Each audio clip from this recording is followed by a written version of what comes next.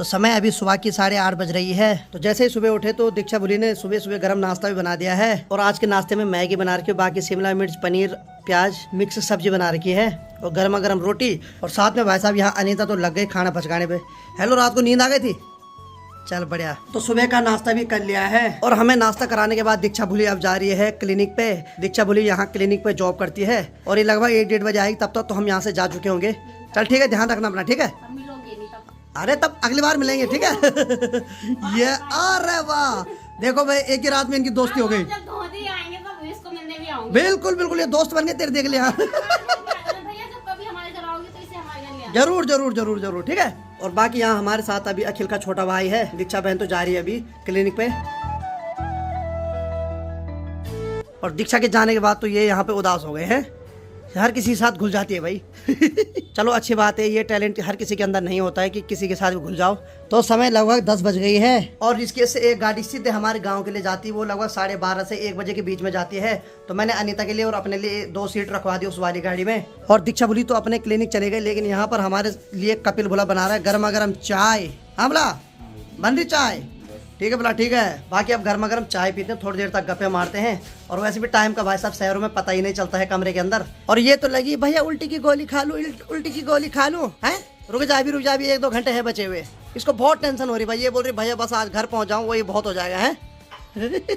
चल ठीक है, ठीक है। और बाकी कपिल भोला ने गर्मा गर्म चाय दे दी है। वैसे तो रिस्केस में बहुत गर्म है, लेकिन हम ठहरे भाई साहब पहाड़ी, बिना चाय तो हम रह नहीं पाते हैं। बहुत बहुत धन्यवाद बोला। और कपिल भोला लोगों के कमरे में एक छोटी सी बिल्ली रोज आ रही है, क्योंकि दीक्षा इसको डेली दूध पिलाती है। अरे वाह। और सबसे बड़ी बात है, आज सुबह 6 बजे आई और अनीता की रजाई में घुस गई और अनीता चिल्लाने लग गई है।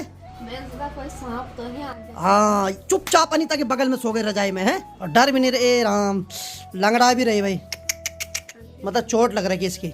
और ये हमेशा यहाँ आती और बैठ जाती है। अरे क्या हो गया भाई, दीक्षा तो ड्यूटी चले गई। वैसे दीक्षा ने इसको सुबह 1 कटोरी दूध दे दिया है, बैठ गई अब आराम से। देखो निडर होके बैठ गए भाई। है बिल्ली रानी भाई, सयानी, पीती दूध बताती पानी। तो फाइनली समय अभी दिन की 12:48 हो रहे हैं और अनीता उल्टी की दवाई खाने लग गई है। तो एक्चुअली क्या है, ये जो गाड़ी वाला है उसका फोन आ गया कि मैं 1 बजे निकलूंगा, तो 1 बजे वहाँ पे मिल जाना।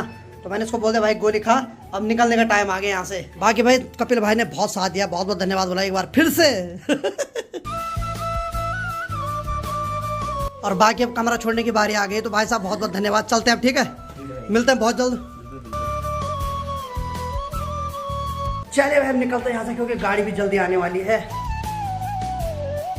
और बाकी जैसे ही कमरे से बाहर आए तो भाई साहब फिर से वही खतरनाक तपती हुई धूप का सामना करना पड़ रहा है। कमरे तक तो ठीक ही था भाई।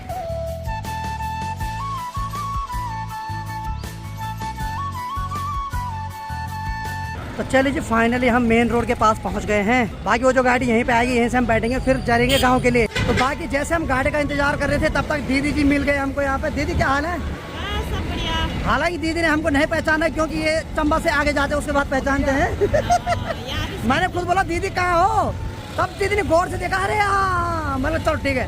तो पहले दीदी साथ मस्त करके पहले जूस पीते ठंडा ठंडा, क्योंकि बहुत गर्म हो रहा है यहाँ। क्यों दीदी घबरा रही दीदी कैमरे के आगे? हाँ ठीक है, ठीक है, ठीक है, ठीक है। तो चलिए जी फाइनली दीदी जी से थोड़ी देर तक गप्पे मार ली। ठीक है दीदी, ध्यान रखना। बाकी हमारी गाड़ी भी आने वाली है। हालांकि भाई साहब ने कहा था 1 बजे आऊंगा, लेकिन भाई साहब लगभग 15-20 मिनट ऊपर हो गए और इस धूप में तो खड़ा नहीं रहा जा रहा भाई। चलो आते हैं शहर से, वैसे भी गाँव ही जाना भाई आज। तो चलिए फाइनली अपनी गाड़ी भी आ गई है। चलिए फाइनली जिस गाड़ी ने हमारे गाँव जाना है उस गाड़ी पे हम बैठ गए हैं और अब यहाँ से मस्त करके पहाड़ों के हसीन वादियों का आनंद लेते हैं। तो जिस गाड़ी पे मैं अभी बैठा हूँ, तो इस गाड़ी का एक फिक्स नियम है, यानी कि सुबह 7 बजे हमारे गाँव से निकलती है और 11 बजे यहाँ पहुँचती है और फिर से उसके बाद यहाँ से 1 बजे फिर हमारे गाँव के लिए जाती है। तो देखिए जी, हालांकि डेली अप डाउन करते हैं, लेकिन इसका मतलब ये नहीं कि हमेशा फायदे ही में रहते हैं, कई बार घाटा भी खाना पड़ता है। आज सिर्फ मैं और अनीता ही इस गाड़ी में। ये सिर्फ भरोसे की बात होती है, क्योंकि अगर डेली अप डाउन करना है तो फिर यात्री का भरोसा बना हुआ रहता है, उस वजह से कई बार घाटा भी खाना पड़ता है। ये चाहते तो आज कैंसिल कर देते कि जब सवारी है ही नहीं, वैसे इनकी अक्सर सवारी फोन पे ही बुक हो जाती है। तो सफर में आगे बढ़ते हुए हम अभी भद्रकाली मंदिर के पास पहुंच गए हैं, यानी कि ऋषिकेश से जितनी भी गाड़ियां ऊपर पहाड़ों के लिए जाती है तो सबसे पहले यहीं पर चेकिंग होती है। और आजकल तो चुनाव का समय चल रहा है, तो लगभग चेकिंग हर जगह पे हो रही है। तो जब 15-16 दिन पहले हम दिल्ली जा रहे थे तो हम इसी गाड़ी पे आए थे, उस टाइम जो मेरा नंबर था वो पीछे बैठने का था, पूरी गाड़ी एकदम भर रखी थी और अनीता आगे बैठी थी। लेकिन आज गाड़ी लगभग पूरी खाली है तो अनीता आराम से पीछे बैठ रखी है। तो मैं उसको बोल रहा हूँ जहाँ मर्जी वहाँ बैठा आराम से। और पिताजी भी अब जब हिमाचल से आते तो इसी गाड़ी से घर आते हैं अब, क्योंकि वो हिमाचल से तो 12-1 बजे तक पहुँचते हैं ऋषिकेश। और फिर पहले क्या होता था कि ऋषिकेश आते थे तो उनको होटल लेना पड़ता था, फिर अगले दिन सुबह निकलना पड़ता था। लेकिन अब उनको भरोसा है कि वहाँ से 1 बजे गाड़ी एक जाएगी, वो पक्का जाएगी, इसीलिए वो पहले फोन कर देते कि 1 बजे तक मैं पहुँच जाऊंगा, फिर चलेंगे यहाँ से घर। और अंकल जी को पता है पिताजी का, क्यों?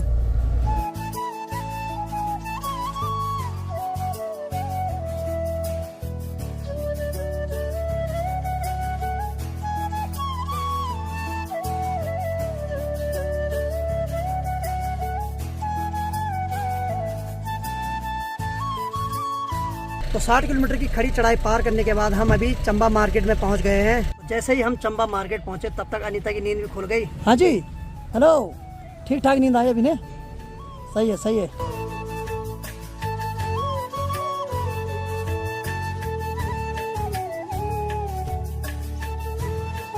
तो चंबा से आगे बढ़ते हुए हम अभी टिहरी बांध के किनारे किनारे चल रहे हैं। और यहाँ देखिए किसी ने भयंकर आग लगा रखी है। कुछ इंसान ऐसे हैं जिनकी प्रवृत्ति कभी सुधरने वाली नहीं है, यानी कि अपने फायदे के लिए प्रकृति को नुकसान पहुँचा रहे हैं। तो आग लगने से क्या होता है कि जंगलों को तो नुकसान होता है और बल्कि साथ में जो झाड़ियों पे जो पत्थर अटके हुए होते हैं वो भी नीचे आ जाते हैं और ऐसे में हादसा होने का खतरा होता है। तो आगे बढ़ते हुए हम अभी एक होटल के पास रुक गए हैं। तो होटल का नाम है एकांत झील दर्शन, जो कि ठीक टिहरी बांध के ऊपर बना हुआ है। और मैंने यहाँ 1 गिलास चाय और 1 फैन खाया और बाकी अनीता ने मैगी खाई, क्योंकि टाइम बहुत ज्यादा हो गया तो खाना खाने का उतना टाइम है नहीं अभी। मुझे सबसे अच्छी बात ये लगी कि यहाँ जो रेट है बहुत जेन्युइन है, यानी कि 1 मैगी 1 चाय और 1 फैन मात्र 45 रुपए, 30 की मैगी 10 की चाय और 5 रुपए का फैन। और यही चीज अगर मैं खतौली साइड खाता ना, दिल्ली के उधर, यही चीज मुझे आराम से 150 से 180 रुपए के बीच में पड़ जाती। तो ये फर्क है अपने पहाड़ों में और शहरों के कुछ लूट वाले इलाकों में। तो ठीक जो होटल है उसके बगल में झूला भी है, तो इसको थोड़ा झूला झुलवा देते हैं।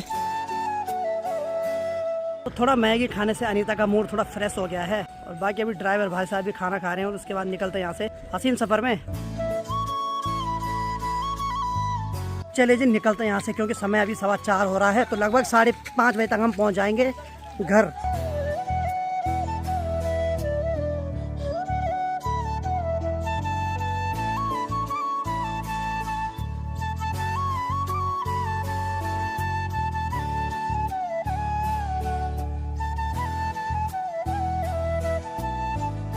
बाकी देखिए अपने पहाड़ों का तो मौसम ही कुछ अलग है। नीचे तो गर्मी से मर रहे थे, लेकिन यहाँ आते ही ऐसा लग रहा है जैसे जैकेट पहनना शुरू कर दूं।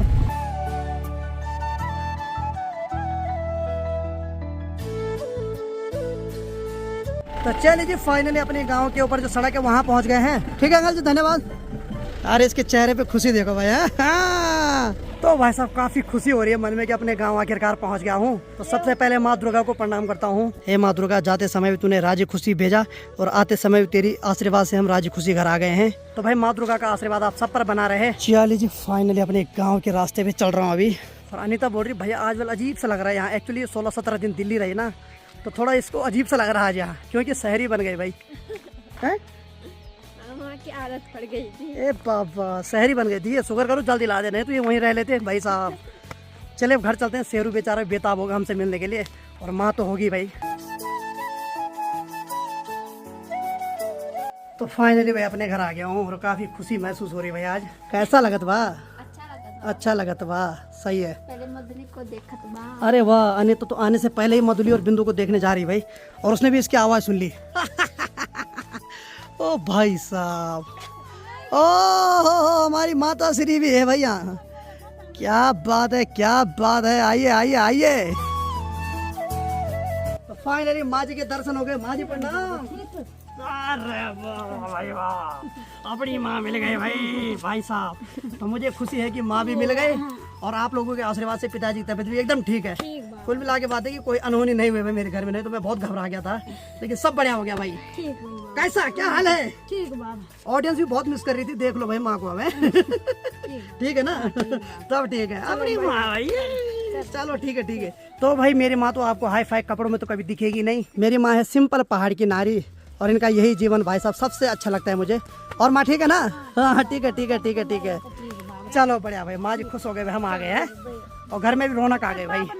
हाँ पिताजी नहीं की, हाँ अब ठीक होगी। तो माँ पूछ रही पिताजी तबीयत कैसे हो, मैंने कहा ठीक है, सब ऑडियंस का आशीर्वाद है। बाकी चलिए जी, काफी अच्छा लग रहा है, अपना कमरा देख रहे हैं, वाह भाई वाह वाह वाह, वही मेज वही सोफा सेट, आहा काफी अच्छा लग रहा है। अनीता कैसा लग रहा है? ओ भाई साहब, इसने अपने मोबाइल को बहुत मिस किया है इसका मोबाइल मिल गया इसको आखिरकार। एक्चुअली इसका मोबाइल हमने यहाँ रखा हुआ था ताकि वीडियो कॉल माजी से भी होती रहे। बाकी देखिए जी, कल हम दिल्ली से ऋषिकेश आए, उतना थक नहीं लगा, लेकिन जब पहाड़ों का सफर करना है ना तो बॉडी एकदम थक जाती है। बाकी भाई साहब, पहाड़ के इन खूबसूरत नज़ारों को देखने के लिए तरस गया था मैं, और आप भी बहुत मिस कर रहे थे मेरे ब्लॉग में। और सामने देखिए कोनगढ़ गाँव, वहाँ भी किसी ने आग जला रखी है, यानी कि जो झाड़ियाँ हैं उनको जला रहा है कोई। बाकी सामने वाले पेड़ पे देखिए 2 चुपलिया चोर मस्त करके बैठ रखे हैं।